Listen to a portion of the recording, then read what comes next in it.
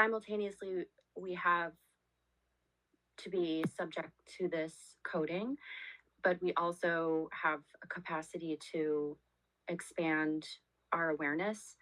And it feels like that makes it even more limiting feeling to me. And it feels like it creates more challenge to have to reconcile with, to transcend suffering. And I'm wondering, like, is the contemplation an element that's also designed in the coding? um, this desire to push forward through all arenas of our existence, whether it's survival or reproduction or going beyond just where we are in our current psychological states or whatever. It does seem unique to the human. I don't know how many animals contemplate the meaning of existence or are able to. So, but it feels like there's this fractalization or levels of I'm not sure it's evolution. It doesn't feel like it's, if evolution is intended to be more efficient and have like more fitness or however you describe that in a physics term, it doesn't seem like it's evolution. It seems like a worse state. It just, so so I'll tell this quick story. I got a delivery from the farmer's market last week, and this lettuce was in the refrigerator, and I left it in there for like 2.5 days because I don't know, I don't always eat the lettuce, but so then I was like, okay, it's time to make the salad. So I pull it out. It's been in the fridge for 2.5 days, whatever, at the farmer's market. I put it in water, take up all the leaves, soak it in a big bowl of water. It's sitting there for another 2.5 hours or something as I'm like bringing life back to the lettuce.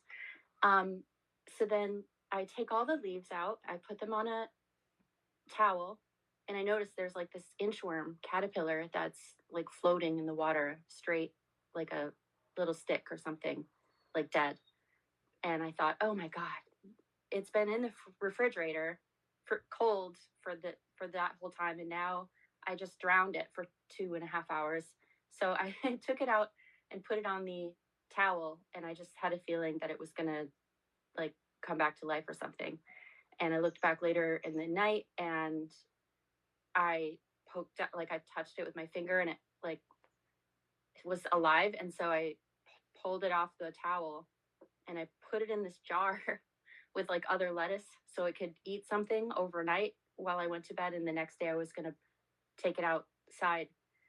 And I put a little piece of lettuce on the top of the jar, like a lid, so that nothing else would get in the jar and disturb this thing. And I woke up in the morning. I noticed there was nothing in the jar, and the lettuce that was on the top had been like thrown off the jar. So this caterpillar, after being freezing cold, drowned, put in a jar, got up the big jar, threw the lettuce off. Like it wasn't even a big caterpillar. It was kind of like, I don't know, a little inchworm. And then went down onto the table. I was looking everywhere for it. It crawled into a box with this plastic packaging, went into the plastic packaging and made itself like this shoddy, barely together cocoon to get to its hopefully encoded transcended destination of turning into a freaking winged creature. So it made me start crying because I was like, fuck, we have this drive no matter what to push us as far as we can go, even if we're like half alive. And how do I reconcile with that within myself? Because I'm just a fractalized version at another like level as the human, a different species, everything had, but it's all in this coding. And so if the design has this